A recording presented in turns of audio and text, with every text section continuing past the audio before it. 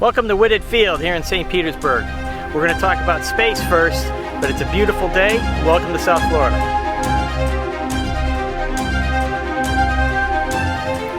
Hey everybody, welcome to the Sunshine State. Behind me is Whitted Airport, Whitted Field, right here in St. Petersburg, a general aviation airport that, you know, has a nice little restaurant, got a little music going on tonight, and lots of cool little airplanes to check out. But this week we're going to start off a little bit with space. Hey, Space Sweepers. It's the first movie blockbuster out of Korea. Space movie blockbuster out of Korea. It was released on Netflix in February of this year, but the plot closely mimics the near catastrophe that we had with the International Space Station a couple weeks back. A few weeks ago, Russia decided to test an anti-satellite missile capability.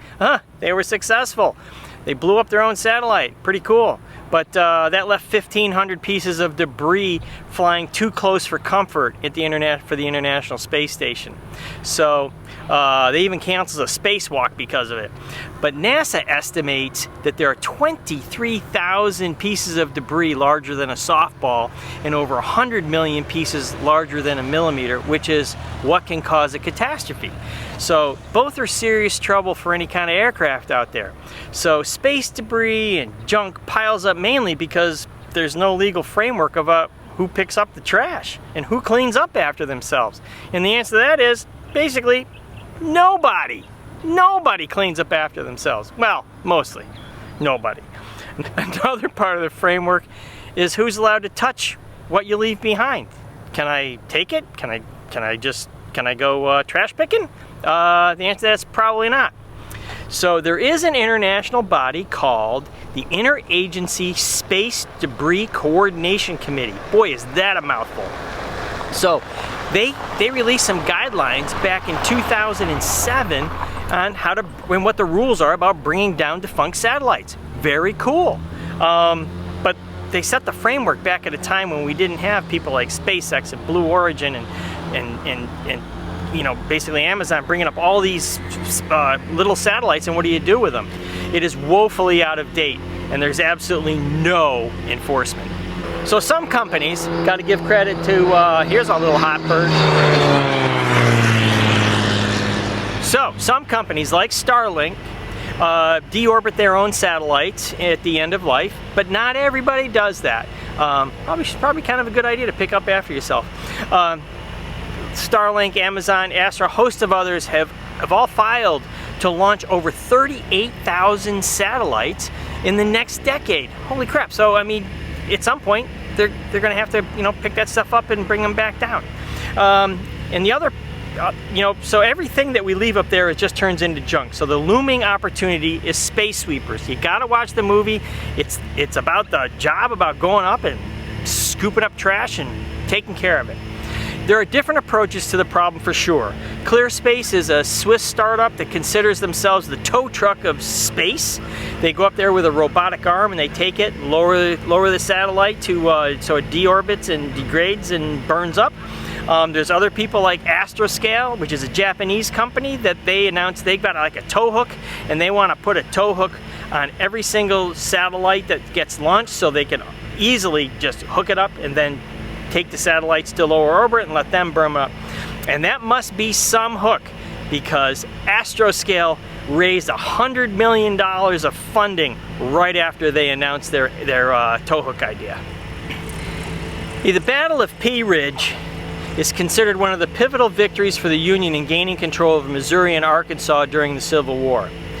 Now, this is a little sleepy town right now of just about 6,500 people in northwest Arkansas, and it is being invaded by Zipline, a drone delivery company.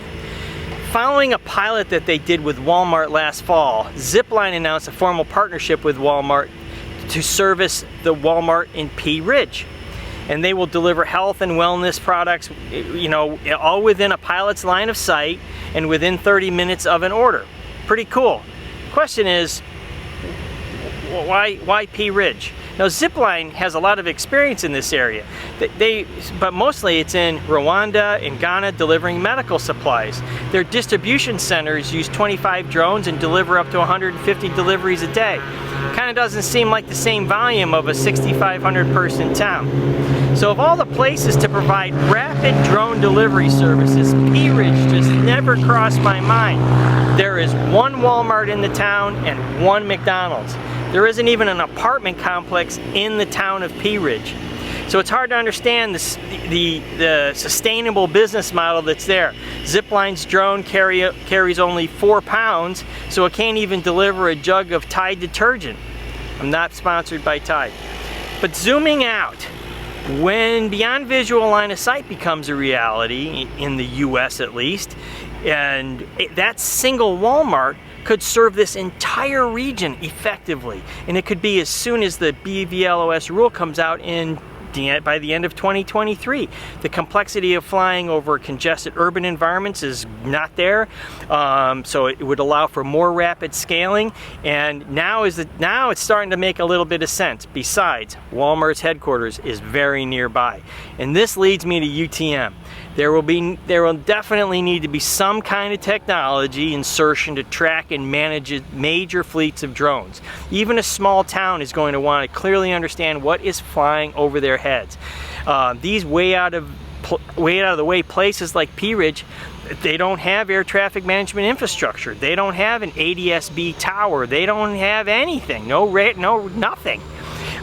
So they'll need something to surveil, to communicate, and these areas will need that kind of infrastructure. It's something worth be paying attention to because it's where the investment needs to go. Hey, Frontier Airlines announced a major fleet expansion with an order of an additional 91 airplanes at the Dubai Air Show. And by 2029, Frontier expects that their total fleet size will be up to 272 aircraft, which in today's numbers, if everything were equal today, that would make that low-cost carrier slightly larger than JetBlue and the world's 12th largest airline. Just imagine that. That is a serious growth path. So why does this matter? Congestion. Frontier rides along with the big US carriers at their hubs, and those hubs are already jam-packed with airplanes. So with that many aircraft, those hubs are likely to see competition for traffic like never before.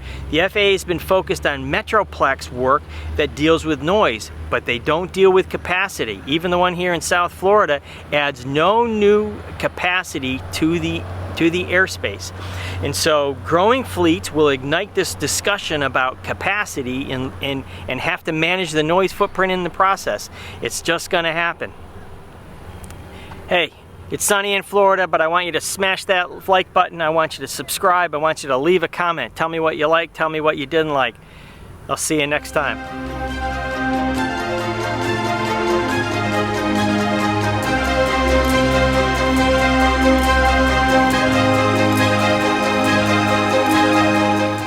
Another part of the framework that's missing is who's allowed to touch your junk.